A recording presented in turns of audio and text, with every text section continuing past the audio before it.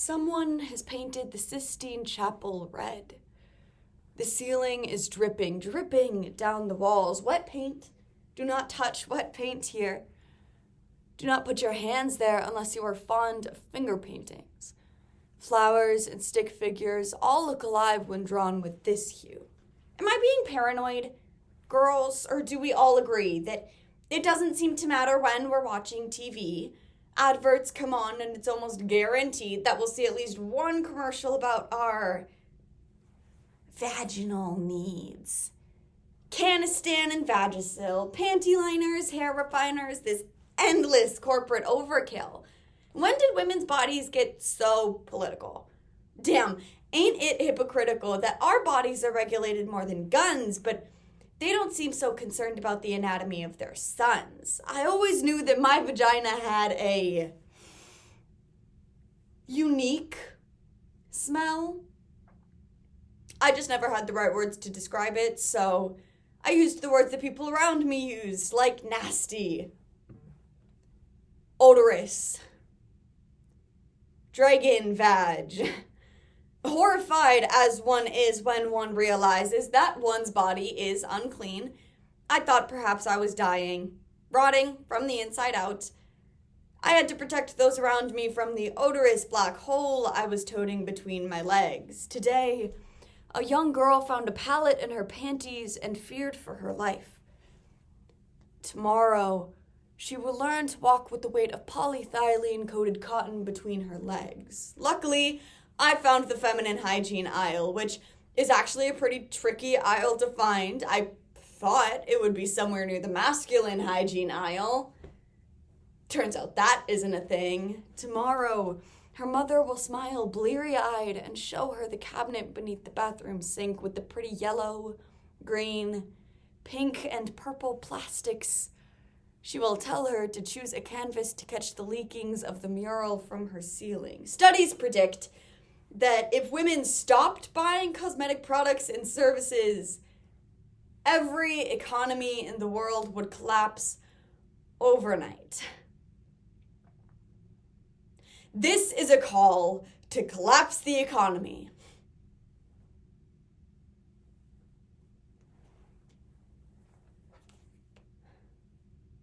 A March 2020 study done by Environment International found that feminine hygiene products such as tampons, cleansing wipes, and scented sprays all contain harmful chemicals that can be extremely damaging to women's bodies.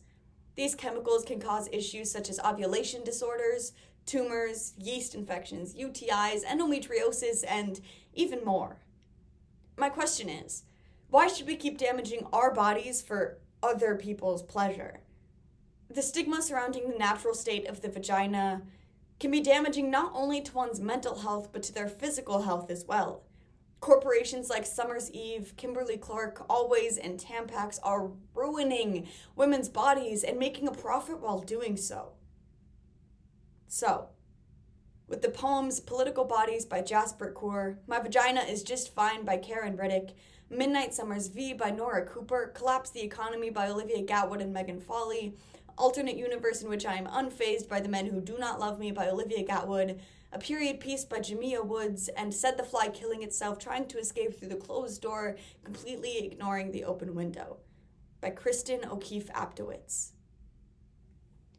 A program. Because the state of my body is none of your concern. Don't ever let it feel like a secret. Remember that it is not a curse. Next month, she will learn to let the cloth boil for 20 seconds before rinsing with hot water. She will learn to let the corner of her eyes burn, but not bubble over when the boy points and laughs at the cherry circle blooming at the back of her pants. The boy says that period sex is disgusting, so I slaughter a goat in his living room. Oh, you thought we were going to stop at burning bras?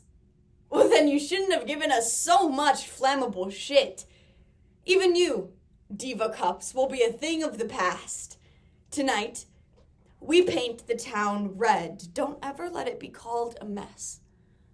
Always look the sales clerk in the eye. There was a time when women were encouraged to place their money in a box, avoid speaking to the drugstore salesman, and take the bag of sanitary napkins from the counter themselves.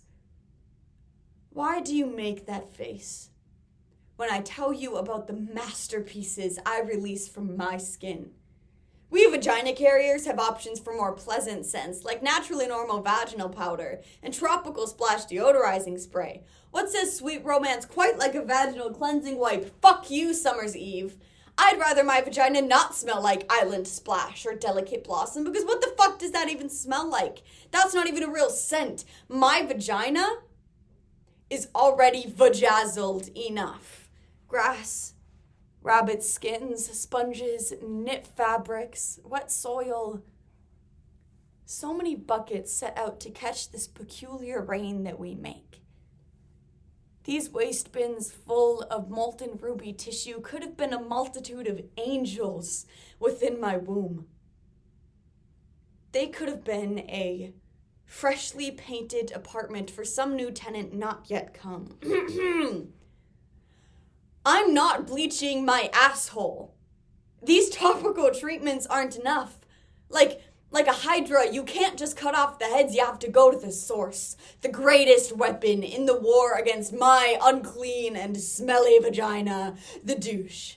A device so expertly crafted it can squirt chemical-filled fluids directly into the heart of the beast. It works by stripping the vagina of all of its natural bacteria found within its walls, cleaning and scrubbing and sterilizing until it is practically unrecognizable, all for the sake of making my vagina easier to swallow. Clean at last. Thank God Almighty, I am clean at last. I can finally respect my vagina. Hail to my V, just like your commercials taught me to. Don't worry, I'm not a metaphor, said the fly, killing itself, trying to escape through the closed door, completely ignoring the open window. Admit it, women's bodies, they're at war, never the victim, always the whore, armed with coat hangers, armed with no manners. It's her body, so get your views recalled. When I wrote this poem, I fucking got catcalled. Wolf whistled, drowning out my voice. Sit back down, please. It's her body, her choice. How beautiful it will be to take the money that I spend to be pretty for you, make my hair suck for you, my nails like candy for you, go under the knife for you, give myself skin cancer for you, and stop giving the 76 cents back. Yellow dollops on polished paper. Chubby hands, sunshine circles. Crimson red slips through fingers. Streaky sunsets and autumn lights. Tonight, Mother will find wet splotched garments hung over the shower rod.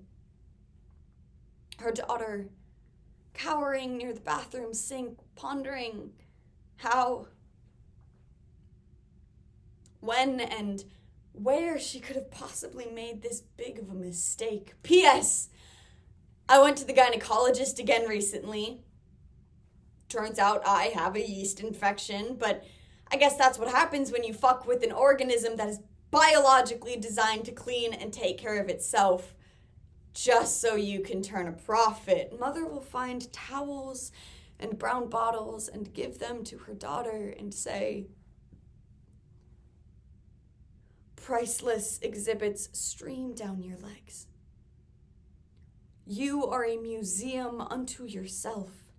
So thank you, Cosmo, for 472 more sex tips to completely ignore.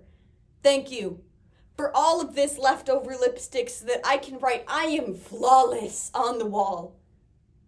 Thank you for the cover of The Vanishing Crease. Thank you for making us invisible, because that way you will never see us coming.